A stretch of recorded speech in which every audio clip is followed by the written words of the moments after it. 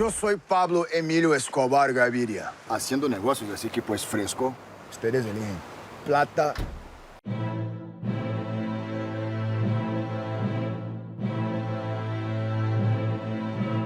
Nubwo yanyuze mu nzira zitari nziza, Pablo Escobar umuntu yavuga ko ari umwe mu bantu babashije kugera ku nzozi zabo binyuze mu gusobanukirwa neza system z'imikorere y'inzego zitandukanye. Escobar yacuruje ibiyobyabwenge, aza gushinjwa ibyaha bitandukanye by'iterabwoba. Byatwaye igihe kirekire igihugu cye cya Colombia kibifashijwemo na Leta Zunze Ubumwe za Amerika kugira ngo bamuhagarike. Uyu munsi turababwira bimwe mu bitangaje byaranze umudrag dealer Pablo Escobar wabaye umuherwe akanakora ibikorwa bitangaje.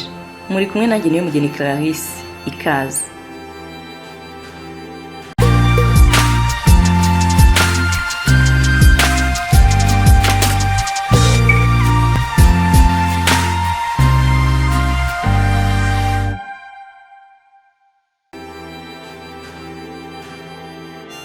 Pablo Escobar yari yaravutse tariki ya mbere z'ukwezi kwa 12 mu mwaka w'1948. Avukira muri Colombia ahitwa Medellín. Yasize abana babiri, umuhungu witwa Sebastián Marroquín ndetse na mushiki we Manuela Escobar. Mu gihe cye umutungo yari afite ubarirwaga kuri biliyoni 30 z'amadolari y'amanyamerika. Ugereranyije ubu ni hafi biliyoni 60 z'amadolari y'amanyamerika. Mu mwaka w'1989 ikinyamakuru Forbes cyamushyize ku mwanya wa 7 mu bantu bari bakize cyane icyo gihe ku isi. Yashatse umugore afite imyaka 26 y'amavuko witwa Maria Victoria Henao. Bwa mbere bahura akaba yari afite imyaka 13 y'amavuko. Baje gukora ubukwe umugore wamaze kuzuza imyaka 16. Nyuma yo gukora ubukwe, famiye y'uwo mukobwa ikaramubujije kubana na Pablo ku mpamvu ebyiri. Iya mbere akaba yari akiri umwana mutoya, icya kabiri bakaba batarashakaga yuko abana n'umuntu uhora ubuzima bwe buri mu rwikekwe no kwihishahisha. Gukora ibinyuranyije n'amategeko Pablo yabitangiye kera akiri ingimbi. Ababyeyi be umwe yari umwarimu, undi akora mu mirimo. Pablo muri iyo myaka y'ubugimbi yatangiye kujya acuruza diplome z'impimbano, indangamanota z'abanyeshuri ndetse n'ibikoresho bitandukanye yabaga yibye. Bwa mbere atabwa muri yombi hari mu mwaka w'1974. Icyo gihe yari amaze gufatwa yibye imodoka. Muri iyo minsi kandi nibwo yamaze gushinga n'umutwe witwa Medellín Cartel wacuruzaga ibiyobyabwenge ndetse banatangiye gukora ibikorwa bitandukanye by'iterabwoba mu mujyi wa Medellín, ari nawe yitiriye umutwe we. Uyu mutwe yashinze wacuruzaga cyane ibiyobyabwenge mu buryo bwambukiranya imipaka, waje kuba uwa mbere mu gucuruza cocaine, aho yarasigaye yinjiza amadolari y'amanyamerika agera kuri miliyoni 420 buri cyumweru. Ibi byahise bimugira umwe mu bantu bari bakize cyane ku isi muri icyo gihe. Pablo Escobar yari afite amafaranga menshi cyane ndetse n'ibikorwa byinshi bihenze, harimo nk'amazu, indege ze bwite, amato. Akaba yarigeze no gusaba igihugu cye cya Colombia ko cyakwemera akabishyurira umwenda wanganaga na biliyoni 10 kugira ngo batongera kwivanga muri dosiye yo gushaka kumushyikiriza Leta Zunze Ubumwe za Amerika ngo akurikiranwe ku byaha yashinjwaga. Ubwo yatangiraga guhigwa mu mwaka w'1990, Pablo Escobar yatangiye kujya yihishahisha we n'umuryango we. Urugero ni nk'igihe yageze kujya kwihisha mu misozi miremire, umwana w'umukobwa aza kwagirira ikibazo cy'imbeho nyinshi ikabije. Pablo yaje gutwika amadolari y'amanyamerika agera kuri miliyoni 2 kugira ngo umwana we abashe kota abone ubushyuhe.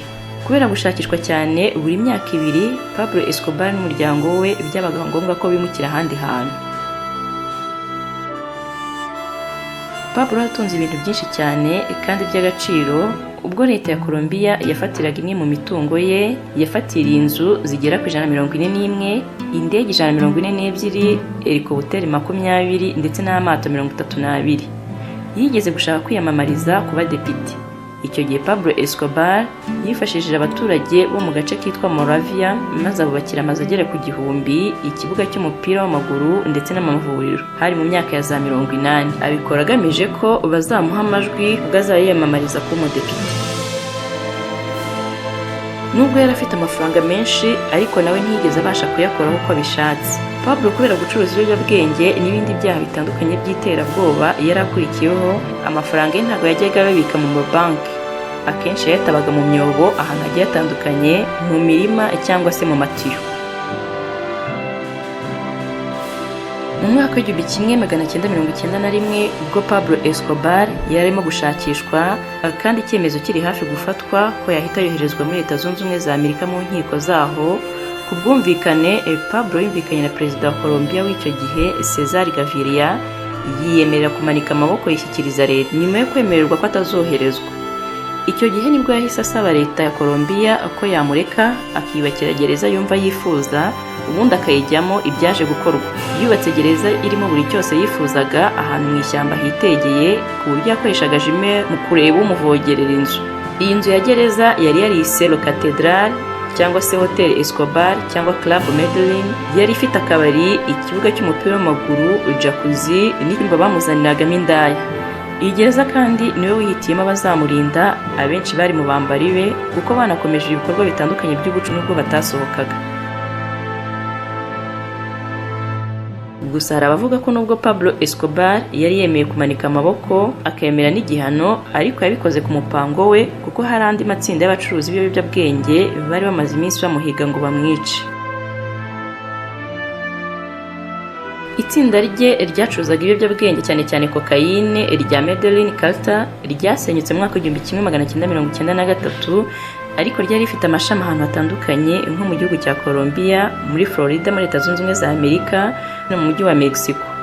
Usibye gucuruza ibiyobyabwenge banakoraga ibindi bikorwa bitandukanye by'urugomo nko gutega ibisasu, gufata bugwate abantu, kwica, gucuruza imbunda ndetse n'ibindi. Pablo Escobar nubwo yakoreraga ubucuruzi bwe mu bihugu bike, isoko rye ryo gucuruza ryakwiraga ku isi hose buri cyumweru, ku buryo niho supplyingaga ikiyobyabwenge cya kokayine ku isi ku kigero cya 85% by'iyacuruzwaga.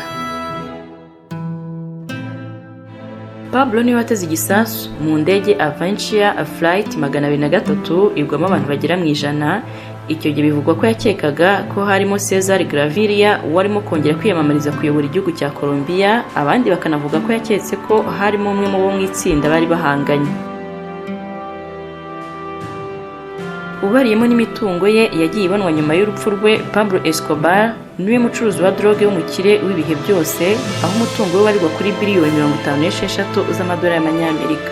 Bivugwa ko akiriho yashinjwaga kwica abaturage b'abasivili bagera ku 4,000, abapolisi 1,000, abayobozi bakomeye n'abanyamakuru ndetse n'abacamanza 220. Kugira ngo Pablo yicwe hakoreshejwe tekinoloji ihambaye yo kumenya aho aherereye. Gusa mu muryango we bavuga ko yiyahuye, kuko ngo akenshi yavugaga yuko nabona nta bundi buryo bwo guhunga azahita yirasa isasu mu gutwi. Abantu bose mu muryango wa Pablo Escobar bafite ibyaha bakurikiranweho bifitanye isano naho bihuriye n'ibyo Pablo yakoze, usibye umukobwa we Manuela Escobar ubwise yapfaga yari afite imyaka 9 gusa y'amavuko. Musaza we akaba akorana bya hafi na leta ya Colombia mu gihe abandi bakurikiranwa nayo. Nubwo yashinjwe ibyaha byinshi, ariko afite abaturage bakimufata nk'imwe mu ntwari Colombia yagize. Ibyo bikaba biterwa n'ibikorwa bitandukanye by'amajyambere yagiye abagezaho.